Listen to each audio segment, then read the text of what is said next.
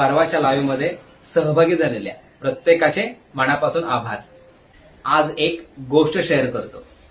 काही महिन्यापूर्वी सातारा ते सांगली प्रवासात एक तरुण भेटला।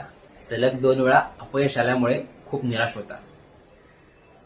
तोही 10 दिवसीय विपश्यना कोर्ससाठी जात होता, पण त्याच्या मनात खूप काही चाललं होतं। तिकीट काढताना विपश्यना हा शब्द ऐकून तो स्वतःहून माझ्याशी बोलायला लागला आणि फक्त 30-35 मिनिटाच्या संवादात त्याने मन मोकळं केलं। त्या एका संवादाने त्याचा आयुष्याकडे पाहण्याचा दृष्टिकोन बदलला।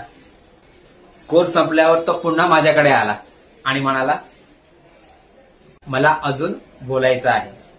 आज तो माझ्या संपर्कात आहे आणि आनंदी समाधानी आयुष्य जगतोय। म्हणून मी सतत एकच सांगत असतो, तुम्ही व्यक्त व्हा, मुक्त व्हा।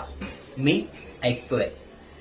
आज जगाला सल्ला देणारे खूप आहेत, पण ऐकणारे खूप कमी आहेत। जर तुम्हालाही असे वाटत असेल की कोणीच ऐकत नाही, तर लक्षात ठेवा, तुम्ही एकटे नाही आहात। मी ऐकतोय।